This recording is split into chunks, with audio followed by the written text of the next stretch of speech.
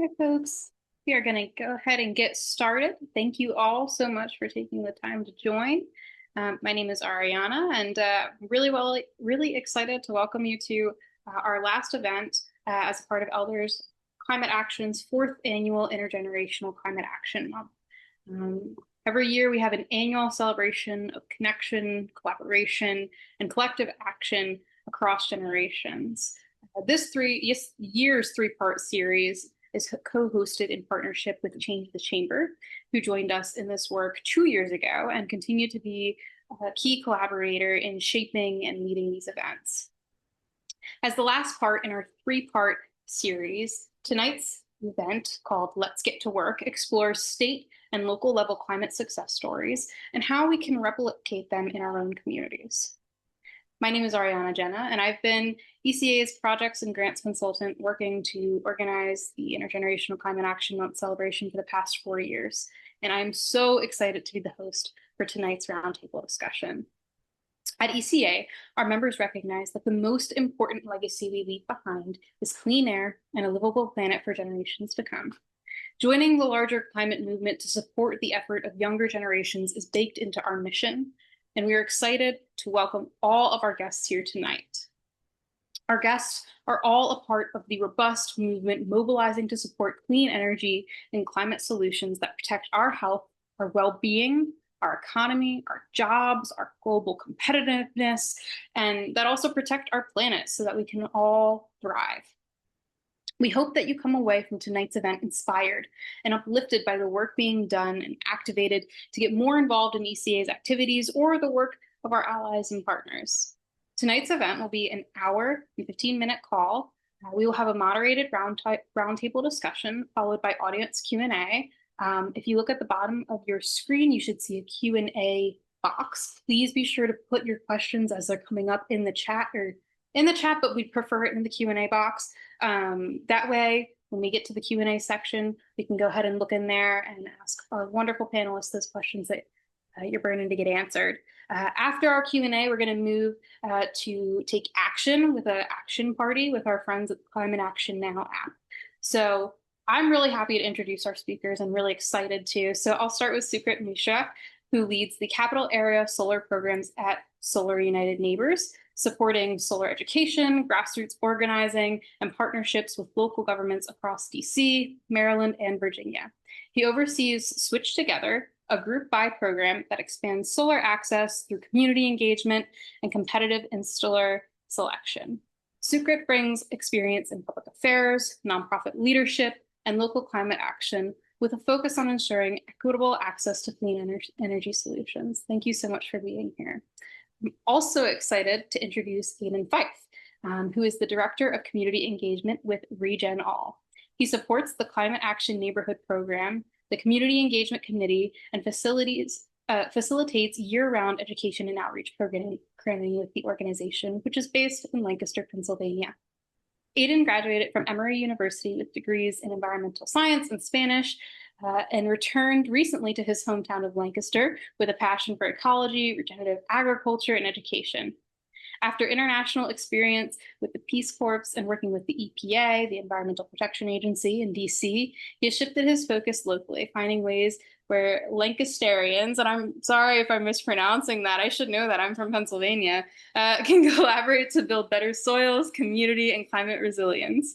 Beyond RegenAll, he is starting at Chickies Creek Farm, where he plans to integrate chickens and tree crops. Very cool stuff. We're also joined here tonight by Audra Lowe, who is a junior at the Nueva School and is passionate about climate education, clean energy, and environmental justice. She is a co-lead of the San Mateo County team in the Silicon Valley Youth Climate Action group. She has organized clean energy panels, developed environmental education workshops, and partnered with local governments to advocate for sustainable policy solutions. Audra believes in the power of the youth voice and hopes to inspire others to prioritize the climate crisis and push against systems that threaten a just and sustainable future. And if you are at our very last event, you will recognize Audra, one of our key collaborators in this month's programming. Lastly, we're joined by Oja Sanghi, who is a junior at the University of Arizona studying computer science and Future Earth Resilience. He is the Tucson co-lead of the Arizona Youth Climate Coalition and the vice president of U Arizona Divest. He serves on the Tucson's Climate and Energy Commission and is the chair of the re-election campaign for Tucson Council member Kevin Dahl. He advances clean energy research at the Prince Research Group and as an AI engineering intern at the Sandia National Labs.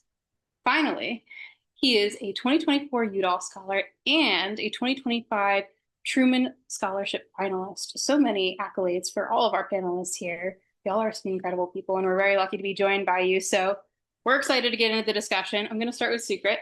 I'm excited to talk to you with all of you tonight. But Secret, I'd like to ask you, with community solar programs like Switch Together, they make clean energy more accessible, which is amazing. And we want to know, what are some key lessons you've learned about building trust and engagement in diverse communities? Yeah, absolutely. And thanks again for inviting me here. It's a pleasure to meet you all, albeit virtually. Before I answer that, I'll just give you some more context on the work that Sun does. I'm based in DC. I manage our portfolio across DC, Maryland, and Northern Virginia. And Sun, being a 501c3 nonprofit, our mission is triple faceted. The first part is helping people go solar in our co-ops or discounted bulk purchase programs. Number two, if folks have any questions about solar, whether they are Sun members or non-Sun members, if they have anything related to clean energy, we offer pro bono support. And the third part of our mission is, progress is not a straight line. So anytime folks have pushback from their utilities or local HOAs, we try to represent them as best as possible. And I've been in the solar industry for almost 5 years, with Sun for almost 4 years now. And part of my work is expanding our solar profile in our portfolio, which basically means reaching out to new counties, munis, or cities with our, value proposition, with our co-op model. And something I've learned along the way is relationships work, or they're built at the speed of trust. And early on, when I joined the solar industry, I used to assume that, just working in solar was enough. Save money on utility bills, save the environment, simples. And I used to go into any of these pitches with local munis with that assumption that that's what they're looking for. And something I've learned along the way is, solar and sustainability is not a one size fits all.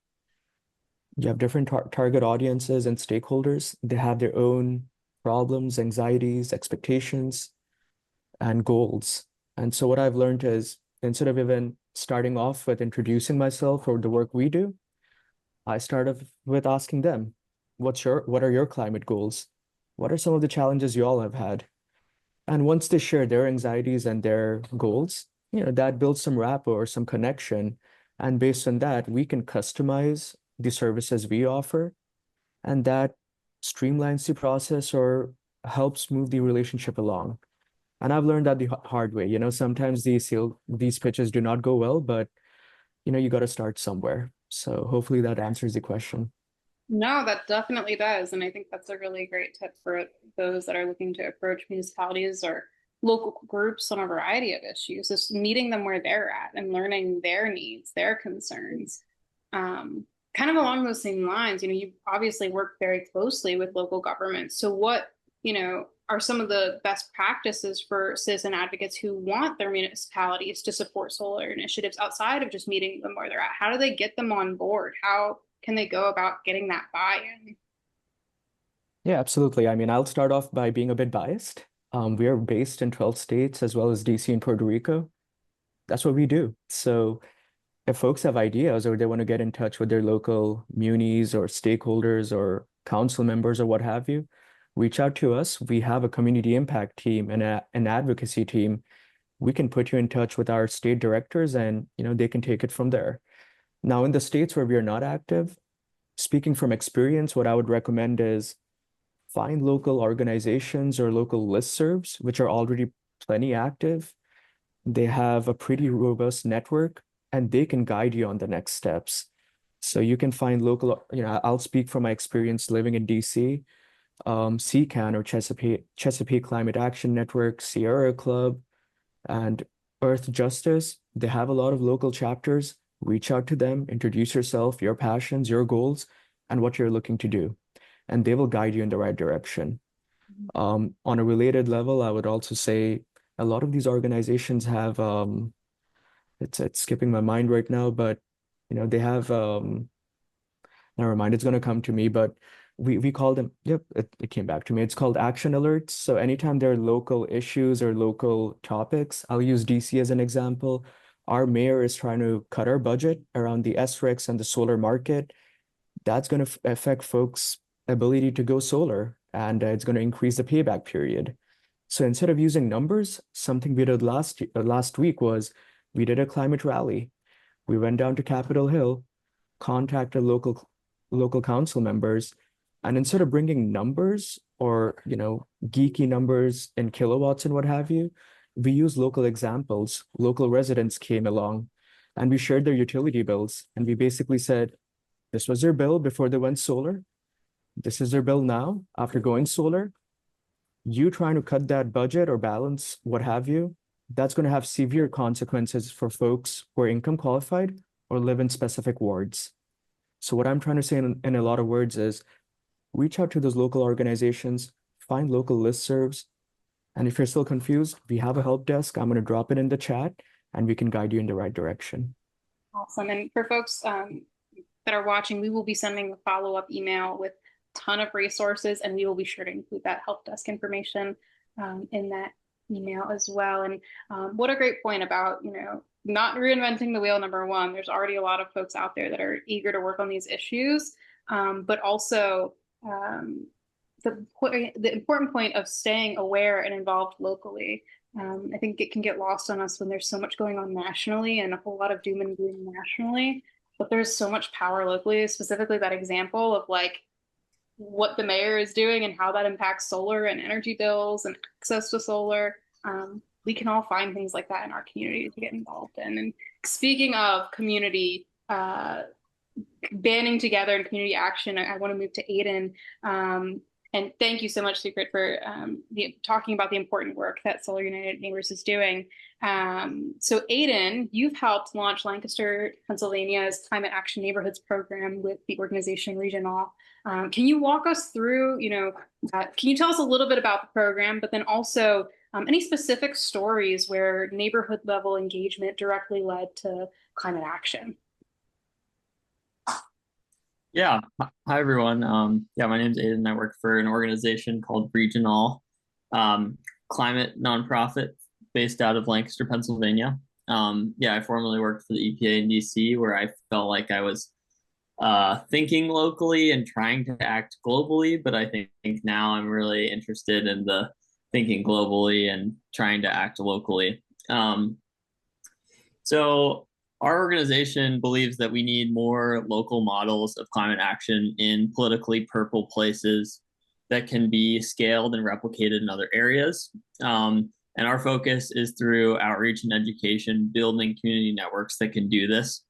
And as the director of community engagement, I work with a lot of neighborhood level groups, which we have called climate action neighborhoods. And I'm going to tell you a little bit about that in a second. But I'm going to go on a bit of a tangent that will relate back to this question. I want to give a shout out to a local Lancaster author, Cliff Lewis, who wrote an awesome kids book called We the Future. Great gift for your kids and grandkids. And it's focused towards like a middle school audience, but it's really good. And I won't spoil the plot, but it basically reads like a heist movie where the main character has to involve all of his friends to pull off like this ultimate climate action. And I really believe that speaks to community networks. And he, in this book, talks a lot about deep canvassing, kind of what Secret mentioned about reaching out to people, asking them what they want before you tell them what they need. So I think that is really the avenue and our theory of change. And so back to my story, where I'm not really the main character here, but I became involved with some neighbors who had dropped off door hangers at in my parents' neighborhood where I grew up. And I was like, wow, someone wants to organize their neighbors around climate also. So that was really exciting. Basically, we formed what's called a climate action neighborhood. It started with a chili cook-off in the middle of winter. And since then, I've seen some pretty amazing things happen. I grew up in this area, but I've met neighbors that I had never even seen before. And I'll get a good story for you, Ariana. I think one climate action that we participated in that I thought was really impactful really took us. It started with education. It started. We kind of put together this like voluntary 6-week course about plastics, and we had some like local professors, some people talking about this, and then people were like, "Whoa, this is a big issue." And a lot of our plastics, as we know, come from fossil fuels. They were like, "What can we do about this?" And so the next step was kind of the outreach and the coordination. We formed a plastics co-op where we had neighbors. A lot of plastics that are like really hard to recycle. And so we found this organization that was taking plastics and making them into building materials. And so, but it's like 30 minutes away. So it's kind of hard to run back and forth over there all the time, not to mention wasting fossil fuels along the way. So we basically figured out a way to have one neighbor per month. Everyone drops their plastics off at their porch, and then that neighbor brings everything over there. And not what I want to emphasize here is not only is this a climate action, but it's really a way of getting to know the people around us. And I actually think that climate resilience will be community resilience. And the better we know our neighbors, the better we'll be able to organize in times of crisis. So yeah, I think that's just one example of a climate action that came out of this climate action neighborhoods program. Started with education, and it really moved towards action there. Yeah, that's awesome. And I am always so excited to hear about RegenAll's work. As someone from Pennsylvania, it's really inspiring to see, and especially seeing all of the dramatic work being done at the city and local level in Lancaster County is really, really cool. And, kind of speaking to that, how have you seen this grassroots hyper local kind of approach contribute to broader system changes? And, how can other communities and counties replicate this work across the country? Yeah, that's a great question. And I think a lot of people get caught up in, like where they're at along the process. But I'll pull on this example again, I think, because I described how we went from education to action. But actually, if I'm going to tell the story to its full extent, the same people who were doing this plastic sculpt were like, hey, wait, what if we minimize some of our plastic upstream? What if we advocated on a political level to do something about this? And so they ended up starting a group that was a part of a separate from this, doing some political action.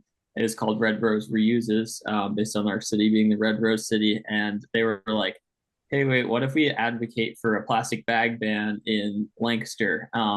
They are still fighting that fight. But I think it's a really cool way of kind of showing that pipeline from education to coordination, action, and then getting into systems change.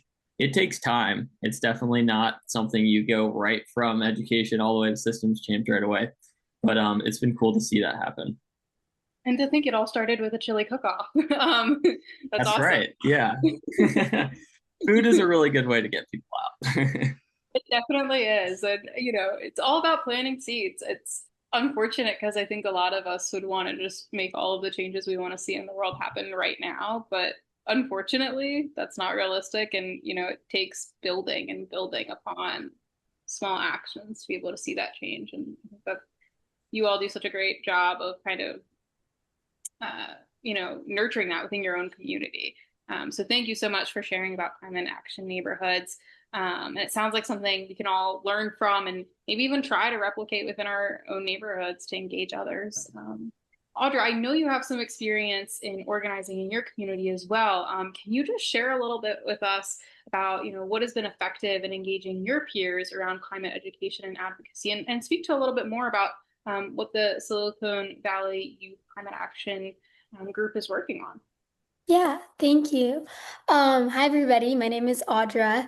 Thank you for everybody for being here. I'm one of the co-leads for Silicon Valley Youth Climate Action, and we're a youth-led nonprofit that really tries to organizes youth to fight climate change through policy and education initiatives. And I think climate advocacy, especially as a young person, has felt intimidating at first. And over the past few years, I've found that really local leaders and city council members are genuinely respective of the youth opinion and really value youth voices. Um, and I think that it's not every day that they see like teenagers show up to city council meetings or reach out through email. So when they do, they really listen, and they really pay attention to us. So that's why I really encourage my peers and other students to just really show up, even if you're not making a public comment or even if you're not speaking at a city council meeting. I think your presence in the room really changes things because you are youth. Um, and in our county team in Silicon Valley Youth Climate Action, um, we actually have two specific people in our team that track policy, climate policy in all of our cities. So each week they basically skim the agendas of the city council meetings and come back to us as a team. And we kind of discuss what's on the climate radar. And that's really been helpful for us to show support for certain bills or push back on certain policies. And that's actually how we started one of our campaigns called Hold on Humboldt, which was a recent advocacy project to keep some of the bike lanes in our San Mateo city. So I think it's really been a process throughout the years to find kind of my youth voice in climate advocacy. But one of the things I always do is try to encourage other people just to start because it can be scary. But I think you really find a footing and a position when you just listen in and when you start that conversation. Yeah, and that's really great to hear that you feel that your local leaders are actually listening and Mhm. are really recognizing your presence there. Were there ever times when you struggled to be taken seriously? It sounds hopefully like not a lot, but are there any ways that you've found that adults and elders have been more supportive of you or helpful to you in your work, or more of an ally? Yeah, that's a good question. I think personally, I felt like that they weren't going to listen, and I came into the room almost a little bit negative, and it really turned the other way around, where sometimes I've been in one-on-one city council or in meetings with city council members, and they've asked me like, "Oh, do you have solutions to this problem, or do you have ideas about how we can work on this, or this isn't working right now, but do you have any ideas?" And that's particularly interesting to me because usually it's us coming to them looking for solutions. So, especially here in the Bay Area, I think a lot of our city stakeholders are really receptive to the ideas and the feedback we have to offer. And that's something that's, I think I take for granted, but is really special and important. Yeah, that's really interesting. I love that, your local leaders are looking to you as, I think a lot of the time I know in work I've done, I've experienced kind of both ends of that, where it's like I feel like sometimes I'm really, really heard and have a lot of space to kind of share what I want and how I feel about things. But then on other times, I'm like, I feel like people think that, just because we're younger, they don't necessarily want to hear what we have to say or think that they know better than us. So that immediate kind of ask of like, well, what do you think? That is such a really great way to kind of like bring down that fear walking into the conversation. Because I think it would be normal for a youth to kind of go into a conversation feeling that way of like, well, what if they don't take me seriously, right? So to immediately kind of just like disarm that is awesome. I'm so glad you had that experience. And I kind of wanted to also just for everybody there to get to know a little bit more about your work. Like, what are some of the policies? I know you talked about the bike lanes, but also like what are some success stories in terms of like different policies that you're advocating for, just so folks listening can get a better idea of the scope of your work. Yeah, I can talk a little bit about something we've currently been doing with a bill called AB 306. I know maybe of our attendees know about this, but recently, me and my one of my co-leads and some people from the San Mateo Climate Action Group met with some city council members about this bill, which is restricting reach codes, which are basically restrictions or requirements for certain buildings so that they can be more environmentally friendly. And if this bill does pass, we're basically not able to have these reach codes be enacted for the next 6 years. So it's really something that's important in our cities. So we met with a lot of different city council members and the city of San Mateo. I'm pretty sure some of the city council members actually wrote a letter opposing the bill. So that's a little bit of a success story. It's not always like that, but I know that like voicing our opinions does actually help in the end. So yeah. And amazing work. And thank you so much for sharing with us. I want to pivot over to Otis. You've had some recognition for your work, including being on the Tucson, Arizona Climate and Energy Commission, which is really awesome. As a member of the commission, how have you been able to influence city policy? And what advice would you give to others seeking similar roles in their communities? Yeah. So I can give some context to what the commission is, or CCS, City Commission on Climate, Energy, and Sustainability is the full name. The city of Tucson has set up a variety of boards and commissions to advise the mayor and council on certain topics. And to get onto one of them, you either have to be appointed by one of the council members, or you apply to the city manager, and then the city manager will appoint you. And each one has a set amount of appointees that can be filled. And so I got lucky in a lot of ways where I didn't know it existed.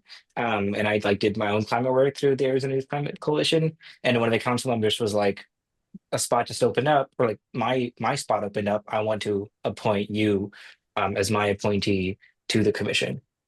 And so that was so. And the impact that I've had on there is kind of mixed. I think it started off with the success story. One of the first thing I started to do there was look at options for the city of Tucson to create a microgrid in the city, a city owned and run microgrid to reduce energy costs, have climate resilience, especially during a heat wave when the energy grid might go down. And so we wrote a report, and then we sent that to the mayor and council. They voted to adopt all of our recommendations in the report, and they funded a energy site study with $350,000. And so that was like a really big first splash for us. And I think that helped kind of establish the commission's reputation.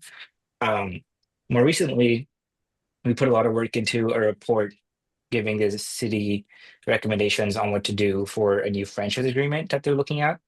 The franchise agreement is at a high level an agreement that cities make with utilities to let the utility use city property for their transmission lines.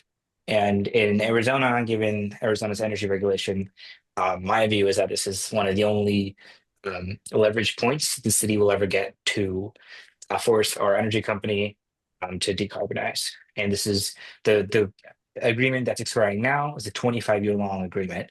And so if they renew that again for 25 years, like that's a once in a generation opportunity. And so we tried to, we wrote a report recommending like, hey, keep it to like 10 years and like do a bunch of like other things. And that's kind of out there. It's the whole fronting agreement process is very much in flux. So TBD on what that impact looks like. But in terms of recommendations of how other people can get involved, I think look at, first, what lever do you want to influence?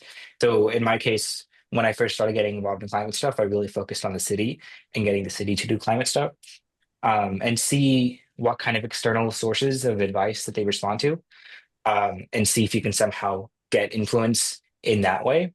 I really started, and I still, hold a position of being an external advocate, being a youth person who shows up to the commission or to the city council and speaks at a public meeting.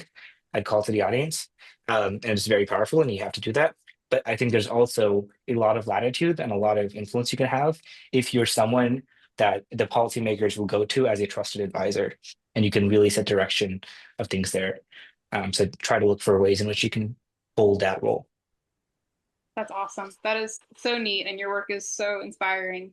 And you are like all over when it comes to Tucson. It's really cool because you've also played a key role in getting the Tucson Unified School District to adopt a climate action resolution in 2024, which is also another amazing feat.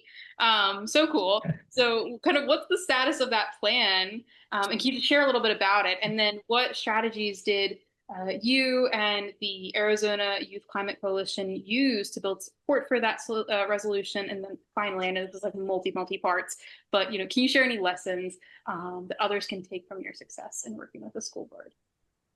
Yeah. So again, some context on this climate action resolution. It was now like a 2-year long and ongoing effort to get the Tucson Unified School District, which is the largest school district in Tucson, 85 schools, 40,000 students, get them to adopt a climate action resolution. They ended up adopting it successfully after a 16-month process back in October. They committed to net zero emissions across all 3 scopes of emissions by 2040. And so it's the most comprehensive school climate action resolution adopted in the entire country, which is amazing. And back in May, they voted to fund the creation of a climate action plan with $250,000. So progress is going ahead. I think the money vote was like a really big one, and they adopted it with a 3-2 vote in October, and in May they funded it with 4-1 vote. So it's good to see that it's increasing support for it. The consultant, they like went through a whole RFP process to get out to consultant and to make a climate action plan. That is just starting. It'll probably take like 16 months for them to really make that climate action plan, do stakeholder outreach and stuff. In terms of what the process looked like to get that passed, again, like one of the first things I want to emphasize is that there was a lot of luck involved and a lot of just good opportunity and good timing. One of the first things we did was approach the board members with an electrification resolution, and we said, hey, like, you want to do this? Like, what do you think? It'll reduce costs, it'll achieve climate goals that the city already has and that the county already has. And we want to help you guys do this. With the first 2 board members, and they were like, yeah, we support this, it's cool. We went to 3rd board member out of 5, and he was like, this is awesome. Let's expand it. Let's talk about more things. Let's talk about food and water and waste. And we were like, hell yeah, let's do that. And then we spent a lot of time researching and making this resolution that ended up being the most comprehensive in the country. But there was luck in there of coming in with the board that already supported this action. So we stayed in touch with the board as we made this resolution. The board members, one of them in particular, Dr. Ravi Shah, he was a huge champion of this, and he did a lot of work in the back end, coordinating with staff and making sure that staff knew that this was coming down the pipeline and building up support within the district who were going to be people actually implementing this, making sure that they supported this resolution. We did a lot of outreach. We got dozens of pieces of input from community members, from like climate experts in Tucson and climate experts across the entire country. And we got hundreds of signatures of support in a sign-on letter that we sent around the city. And it was local students, local community members, elected officials, everyone. And so we made sure it was a very sustained effort because when we were making this, we were very cognizant of the fact that this is a really unique opportunity we have, and we want to make sure we don't miss anything. And we were worried more about not including enough. And so we wanted to make sure that every single thing that we could think of that the community would want reflected in this, and this would be a really important moment for the climate scene in Tucson.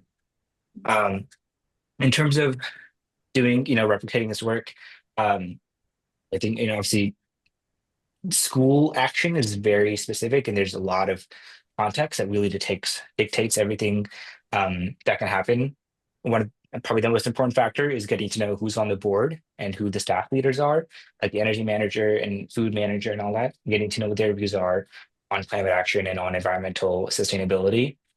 Throughout the process, if you can focus on cost savings, that's a big thing, and focus on how this work is tied to the mission of the school as an educational institution, I think was really important. Just like, we can't teach students effectively if their AC is broken and if they're being, facing bad air pollution in classroom and on the bus and all these things. So emphasizing that message was important. one of the things, and I'm wrapping up here, AZYCC is now, we're working on making a toolkit of exactly what we did to get this thing passed, like step by step, month by month. Here are the people we talked to. Here are the 20 different versions of the resolution we had. Here's how we failed. Here's how we succeeded. And just tell a very specific story of what we did. And we're working on that and hoping to like finish that soon. And we're hoping that that can be a guide to other youth and other activists around the country as they look to do similar action in their communities and in their schools. That's awesome. And I know as soon as that is public, we will love to share it with folks. But a lot of folks will probably be chomping at the bit to see that. So I know I would be. Thank you so Awesome. much for sharing and for all of your amazing work. We're going to move to a question for all of our panelists here. And just to all of our audience members, please don't forget to add your questions for our panelists in our Q&A box at the bottom of your screen. We'll be getting to that shortly. But I'm going to start with Sukrit. If you could give just one piece of advice to someone wanting to take action, what would it be? And this question is going to go to all of our panelists, so start thinking on that. But I'll start with you, Sukrit. Yeah, I mean, that's a good question.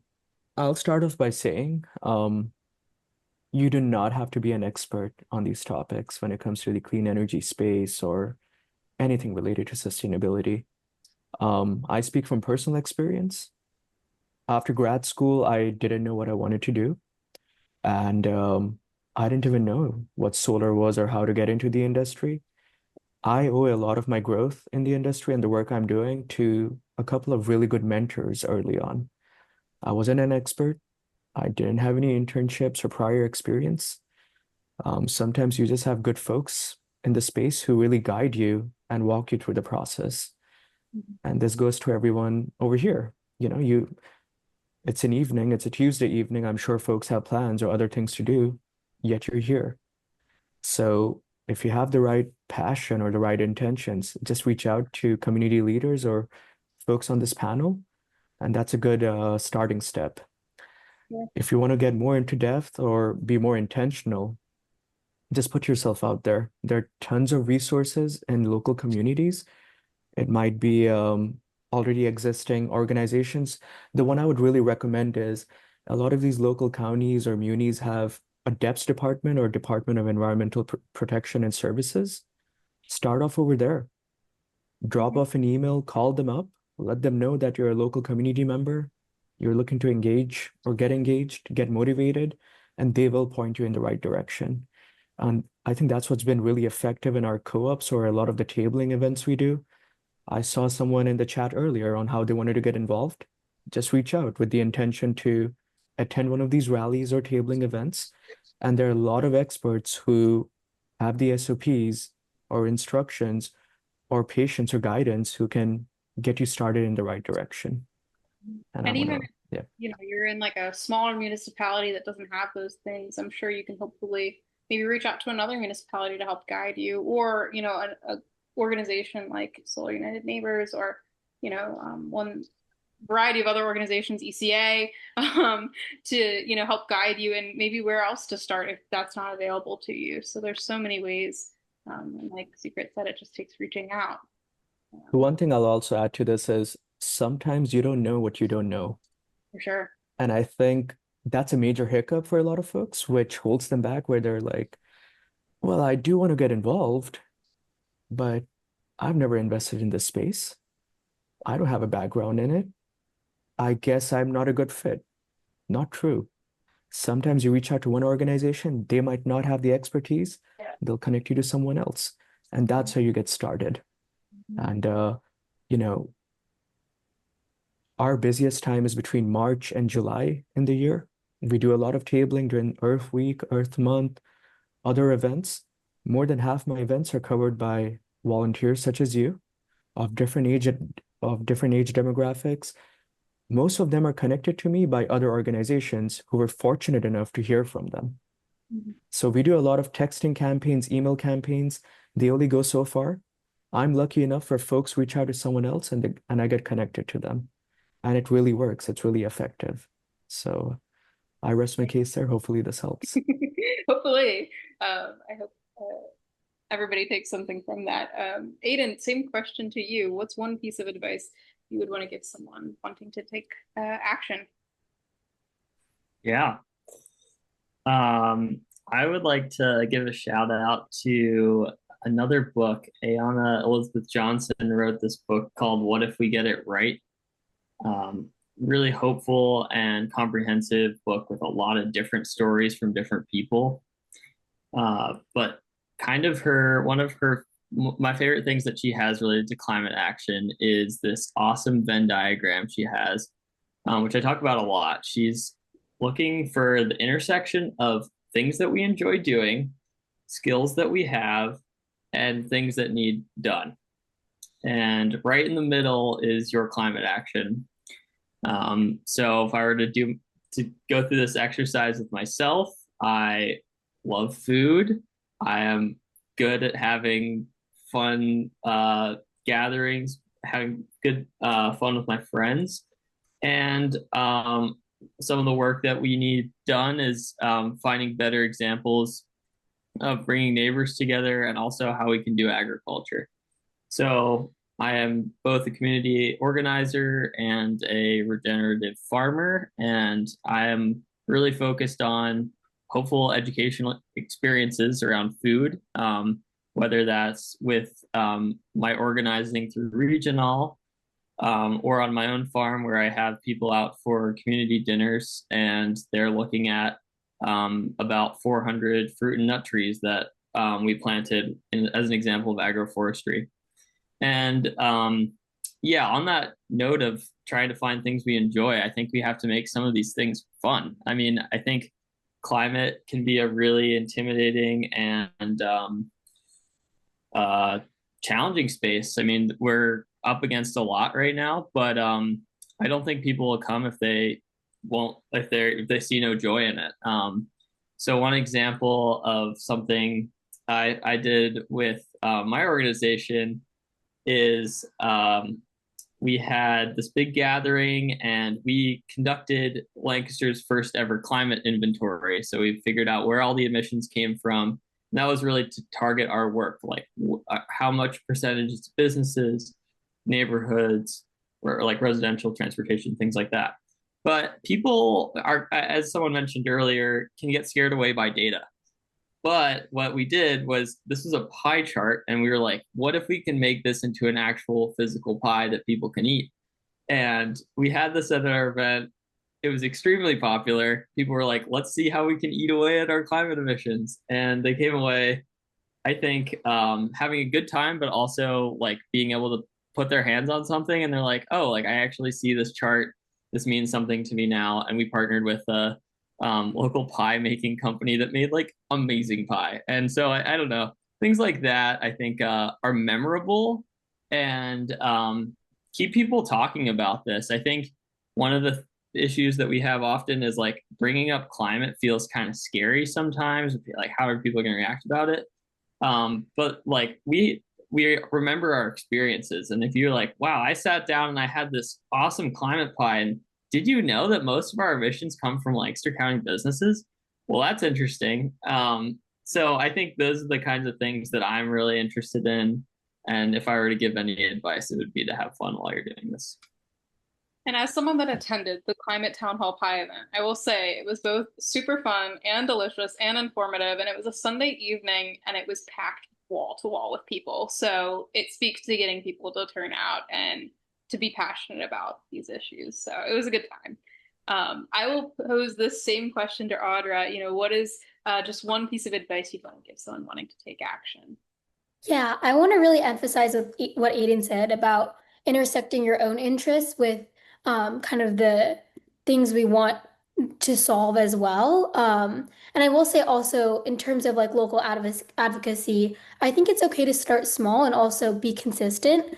I think especially when we're talking about communicating what we want from our city council members, it's good to be present, show your consistency, and they will remember who you are. Like I've found that just being there at meetings, they'll see your face, they'll see your name, and they'll remember you, and that's enough for them to listen to your opinion. So yeah, so I'll keep it short. I'll just say, yeah, it's okay to start small. It's also good to be consistent. That's awesome advice. Otis, you already know what I'm going to ask. what is one piece of advice you'd give to someone looking to take action? Yeah. I think on a similar note to Audra, there's a lot of national conversations around like climate and energy and like climate action. And I think you should keep in touch with that. You should like attend panels like this, read books, listen to podcasts, read websites and stuff. But I think, after you've like gained that knowledge and, you've joined that kind of online community, you have to take the really important step of moving from the national high level conversations to getting down and dirty and doing the local work and working to make a tangible impact. There's no best way to do it. And, you just go in and you just start doing the work, whatever that looks like. You go to a random environmental networking mixer, or whatever. And, things will change. You'll figure out what you like as you do it. Um, but you just need to find the right community and just start doing the work. Mm-hmm. Awesome. I think these are all great pieces of advice, and you all have given our members so many different ideas on how to even just get started in terms of local climate advocacy. We're going to move into some Q&A. So I'm looking at our chat box, looking at our Q&A box. We've got a lot of good questions in there. Also, I'd encourage our panelists to look at all of the lovely messages, so many messages saying how our audience members are feeling inspired, really uplifting the work that you all are doing. So please know that our audience is huge fans of you. I'll start with Secret. How has the use of solar increased in the DMV area over the years that you've been working with Capital Area Solar? And what are some of the key inputs that built to that momentum? Yeah, I mean, the short answer is there has been a significant rise in residential or rooftop solar since I joined the organization back in 2021. We used to do co-ops back then. In a good year, we would have around 700 people signed up across DC, Maryland, and Northern Virginia. Of those folks, around 300 folks would end up going solar. And that was great, that we would consider that a good program or a good co-op. And then the Inflation Reduction Act was passed in 2022, which is under threat right now, but I wouldn't go down that tangent. And that's when we upgraded or evolved our model to switch together. And that required a lot of MOUs or partnerships with local munis and or county level organizations. And there has been a significant rise. We have had more than 10,000 people sign up in the last couple of years. Of those folks, around 1,500 folks have ended up going solar or signing a contract. So our rate of signups has increased by almost 4 or 5-fold. How we made this possible was just a lot of pro bono support and trust at the ground level. We did not launch the co-op or the program with the intention of signing as many contracts as possible. That's a good bonus, but we're not funded that way. 90 to 95% of our funding comes from other foundations, restricted and unrestricted grants. And our goal was anyone that joined the program would feel supported, assured, and informed and educated, irrespective of whether they ended up going solar or not in the process. And this was possible thanks to our national help desk.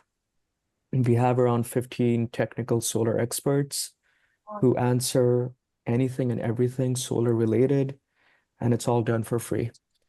And that's the feedback that was relayed to us by our county partners, where they said, we receive voicemails, we send it over to you, you answer them, and we get good feedback. That allows us to continue the momentum and expanding the program. And based on those numbers, only 10% of the folks who join the program end up going solar, which is fine. Folks have other expenses. And across the DMV, there have been a lot of layoffs. Folks have bills to pay or other priorities. So we are really aware of that, and we try to assist them, keeping that in mind. The last thing I'll add is the tax credits, which are at 30%, the ITCs, they may be going away by the end of this year. That's something we try to get folks aware of when they join the campaign. We do not want to deceive them. And I think that really helps our cause. The last thing I'll add is, I compare it to, solar is my daytime job. I don't expect anyone else to be an expert. At least me, when I go to a car dealership or somewhere in that setting, I have my guard up. I feel like everyone's out to fleece me. Similar in solar, there are good actors and bad actors in the industry. We want to be one of the folks where the bottom line is not getting people to sign a contract, but instead educating them and informing them of their rights and the options that are out there. So yeah, that's how we've been growing the co-op or the program year on year. That's amazing. And kind of similar to Audra's point before about going into those conversations like with an intention of trying to disarm. And, we have to recognize the guards that folks build up going into conversations, even unconsciously. So it's a really amazing work you all are doing. The next question I'll give to Aidan is, in your kind of growing climate work, how have you engaged with other climate groups, and how's that collaboration worked? How have they been more successful or less successful? Like, what are ways that you foster collaboration? Yeah, that's a good question. I'll point to the event you kind of talked about, and I did too, where we had our climate pie. I feel like that was a good example of being intentional about how much time you're putting towards your own program, and then also supporting all of the community partners. So that event happened right after the new year and after the inauguration of the new administration. And I think a lot of folks were feeling pretty distraught and like they didn't have any agency. And I think people who are really focused on the federal level for so long are like, what do I do now?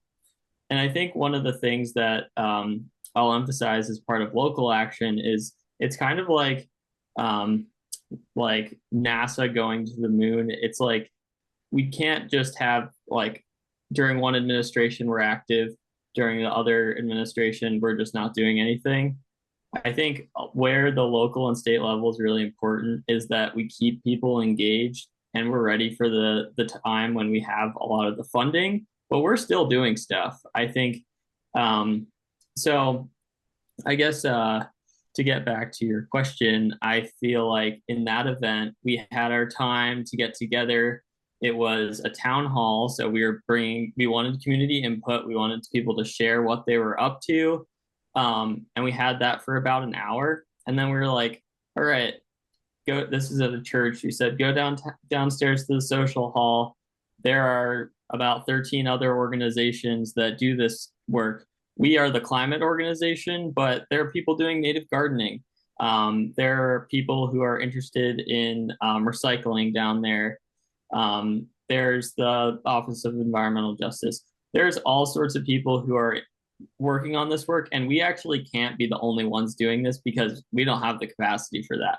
So I think, trying to get people connected is really, really the main goal, and allotting that time for people to have those like organic conversations where they're like, oh, hey, you're doing this? Like, I want to sign up for that. That's where my climate action is.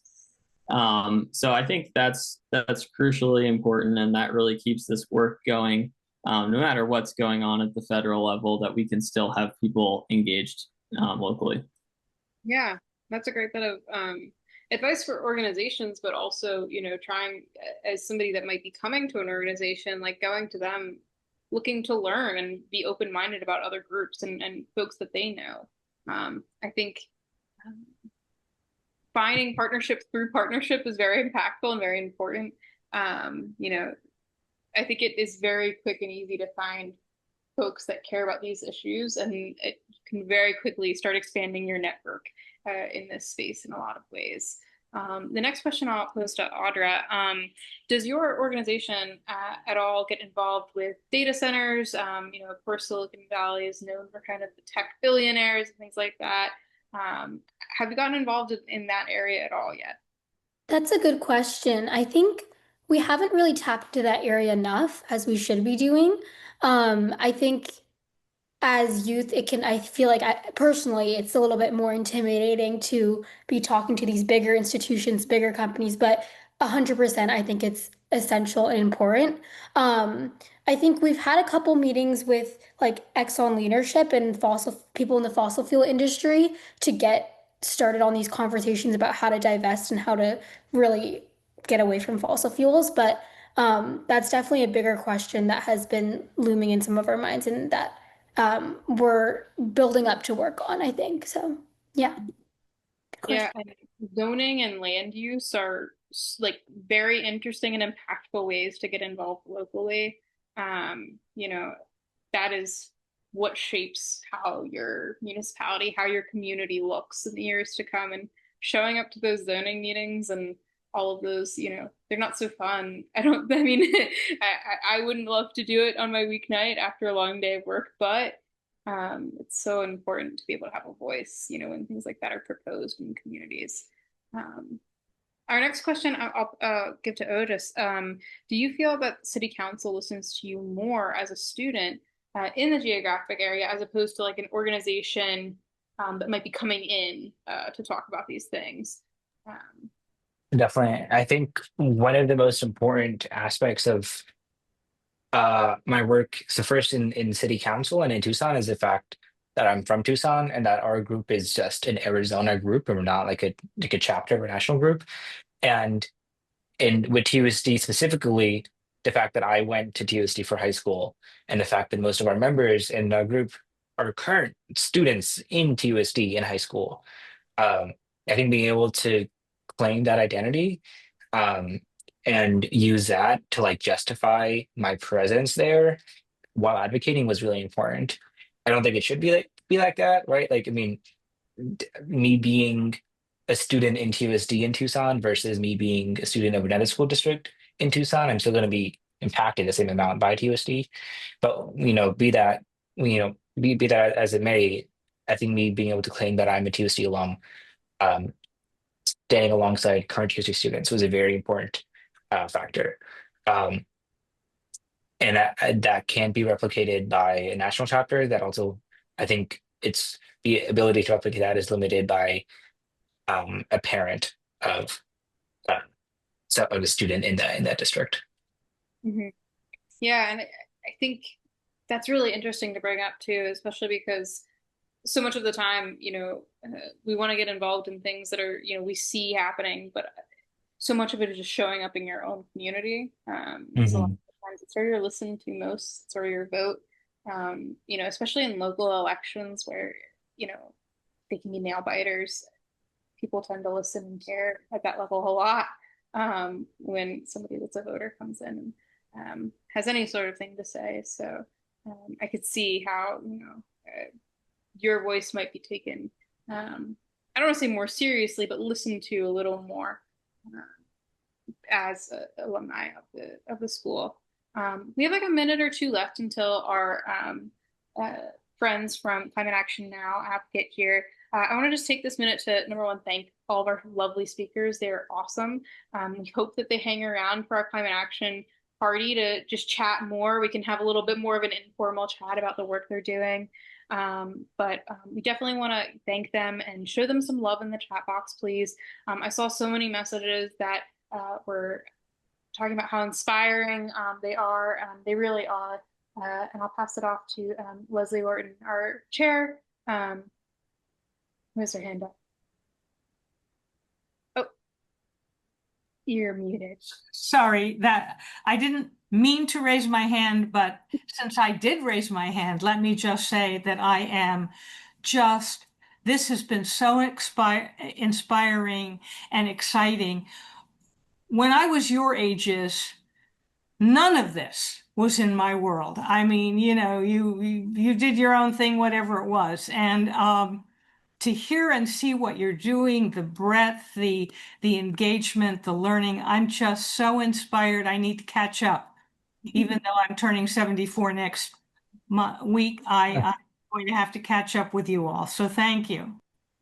Thank you. And thank you again to our speakers. I'm going to pass it off to our friends at Climate Action Now, Liz and Kaylee. They're going to get us set up on Climate Action Now, but please don't leave the meeting. You're going to be able to take some actions.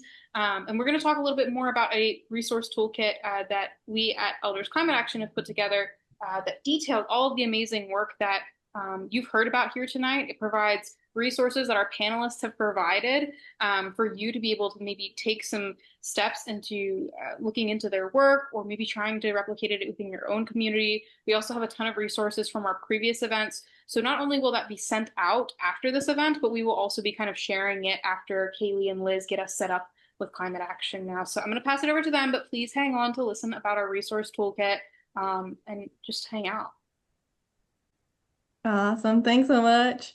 Yeah, we're excited to be here with you guys today. We come to all of these national calls and love to see you every month. So I'm really grateful we can be here for the end of this wonderful series that you guys have been working on. Fun fact, a year ago, this was my first action party that I did with you guys. So I'm excited to come full circle and see you guys a year later.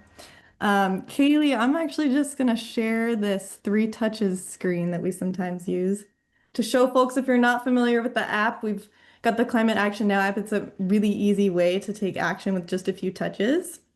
So this is an example of what the type of action that you'll see on your screen when you get the Climate Action Now app downloaded. You just have to touch Do It Now.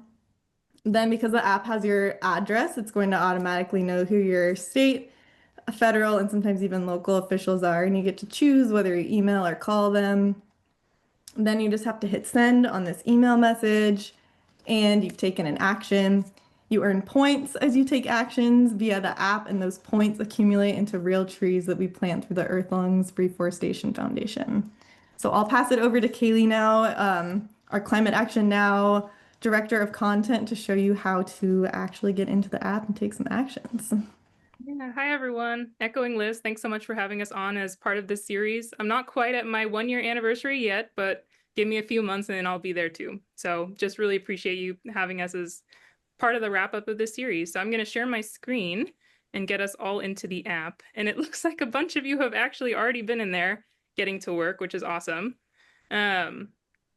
So this is our goal tracker. If you've been on one of these calls, you've seen it before. On the left, we have this globe, which will iterate and fill in as we take action here. On the right, we have a QR code, which is what you can scan to get into the app. So go ahead and take out your phones or tablets, open up your camera app, and point it at the QR code box on the right side of the screen. As you're pointing your camera at that box, a little bubble that says Climate Action Now should appear. Once it does, just tap on it. If you don't have the app already, that bubble will take you to the App Store where you can download it for free. And once you have the app, all you need to do is follow the prompts to sign up, and it will take you right to the Generations United in Action campaign, which is where you want to be. And if it's not working for you, don't worry. There's a link that's right under the QR code. You can type that into your phone browser to access tonight's campaign, or alternatively, you can go to the Campaigns tab in the app, where you can find it under the Other section at the bottom of the page. And if you prefer not to get in the app altogether, I will also be dropping links in the chat, and you can use those to take action directly on the Climate Action Now website. Tonight's campaign is all about state and local climate action. We have a number of actions focused on solar power, some on food waste and recovery, and a couple on just building climate literacy at the state level. So keep in mind that actions targeting local officials aren't yet available for everybody, but the third-party system we use to connect users with their representatives is adding more cities every day. So if yours isn't on there yet, it will be there soon. So that's it from me. I don't want to take up too much time. I'll keep the screen share up so people can access the goal tracker and pass it back to you, Ariana. Thank you so much for sharing. Please take some actions. In the meantime, Paloma has dropped our Generations United in Action resource toolkit in the chat box. As I've said before, it is a collection of resources that we have from our panelists and from our previous events on how to kind of replicate actions or a little bit more about them, some key contacts. So be sure to check it out. We'll also include it in our follow-up email. Since we still have our panelists on, I'd love to kind of go over some questions that we had lingering in the chat box in the Q&A. One of those being, how do you feel in your action? What motivates you? So, Sucrit, I'll start with you. What motivates you? I mean, for starters, my daytime job depends on this. No, I'm kidding. Look, I mean, I've been in the US for almost 15 years now. Not originally from here. I was born in India and I grew up in Thailand. And there are certain privileges such as having the Clean Air Act or the Clean Water Act and those regulations that make this country what it is. And when I used to visit, my extended family during the summer holidays up in North India, the energy mix back then was predominantly a lot of natural gas and coal, and you could see the effects of that up in the air. I was lucky not to grow up in that, and I'm just trying to do my part by at least educating folks on how to electrify their homes, cash in on some efficiency incentives, or just take more tangible action given all the options and resources around them. So my personal motivation comes from growing up in a neighborhood or a place where I was not affected by these environmental issues, and paying some of that goodwill forward through my job and in my local community here in DC. For sure. And that speaks to, what is at stake when we are targeting any sort of uh, environmental policies, regulations, things of that nature. And Jen Chandler just put in the chat box some actions you can take regarding some standards that are being threatened to be repealed currently, the mercury and air toxic standards, which has a very fast approaching deadline. So please be sure to check those out, and hopefully we can save what we can. Aidan, I'll throw that same question to you. What motivates you? Great question. I honestly think, while like a lot of this work feels very altruistic, I do feel on some level it is very self-interested. And I mean that in that there's a lot of like very tangible ways that you can see why this work needs done and why I want that for my future. And if I were to have children on this earth, I want those to be there for them. Like as an example, in my farming and in regenerative agriculture, I'm like tired of hearing the highway. So I want to invite as many birds and frogs through making it more of an ecosystem so that I can drown those cars out. And I think the same goes for my neighborhood organizing. I want to have my friends stay cool, and I want to be able to hang out with them, and I want to not feel like we live in a place that's just so hot. And like I don't know about you all where you're at, but this week has been so hot, and it's like, man, I want to be in a place where we're ready for this and we're mitigating some of these effects, and also like we have trees in all of our neighborhoods where people feel safe and can walk to work or play or school. So I really do think it does come from these like very tangible things that are right in front of us. And I feel lucky to be educated on these topics, and I feel a responsibility to use that in some regard. Yeah, for sure. Audra, what about you? What motivates you? Yeah, very similar to Aidan. I think I grew up doing a lot of outdoorsy stuff. My parents always motivated me to go on hikes and all of that. And I think I want the same for my generation and my future kids, possibly and grandchildren. So I think there's a feeling of like, for me, like fear for my future, and in some weird way, like I'm scared that my generation and my future generation won't experience things that I did when I was little. So I guess that's a little bit what motivates me too. And I think also the community we have here today, and the community I have with Silicon Valley Youth Climate Action also motivates me, I think, too, just because there's so many other inspired youth that are focused on and worried about the same things as me. And I think if I didn't have people around me that were also worried about the same thing as me, I kind of dismiss it more. So I think having that type of community has really encouraged me to take action in the things I take action in. Yeah. And Otis, what about you? What inspires you? What motivates you? Yeah, I think it's like a mix of the dystopian, sad stuff that I feel like the youth especially grapple with, and then also a mix of like hope and stuff. Um, But so I was born in the U.S., but I grew up for 8 years in Delhi in India. And I grew up in the pollution that I think Sukrit is referring to. Um, like some days on the drive to school, I couldn't see anything except the hazards of the cars in front of me, and like it was, and school got shut down because their pollution was that bad. And I'm living there for 8 years, and I come here, back here for high school. And I can like breathe the air, and I can I can see the stars at night.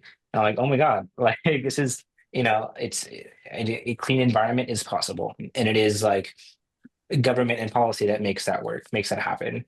And I hear about climate change and I read about climate change, and all I can really see in my future. I can't imagine what is having a stable life in like 30 years. All I can imagine is that going to be 120 degrees every single day is going to be, a systematic uh, dissolution of like stable governance. All I can think about is like a climate disaster world. And if that's all I can see, then the only thing that makes sense for me right now is to try and do everything I can to stop that future from happening and try to get climate policy passed. Um, but but if you think that every single day, that won't get you very far in terms of like doing stuff. So it's a mix. Like I do think that's kind of what got me into, got me thinking about climate. But I was also simultaneously inspired to do climate stuff because I saw messages of success and of hope, and I saw people do change, and I saw that okay, it's possible for us to do things. Um, One book that I think really helped me, influence the way I think about these things is called The Ministry for the Future. Very popular book. And I think it really helps me illustrate what it looks like in a world in a few decades where you have climate disasters alongside climate action, climate hope. And that if you want to make change possible and if you want to live a life doing climate stuff, then you have to embrace a radical hope. And that the world is not going to look the same, but it is still possible to do change, and it is still, and the world needs you as an individual to play a very active role in shaping that future. And I think that that duality of climate disaster and climate hope uh, drives me.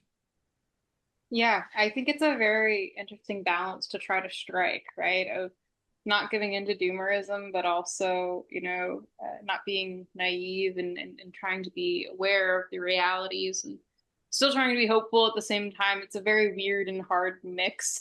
And I think that, we all kind of feel it. It sounds like, based off the answers to this question, that it's all something inside of us of like, we know this is the right thing. We know this is what we want. I think the mass majority of people want clean air. I don't think that's like a hard sell. I think we all want clean water. I think we all want a livable future.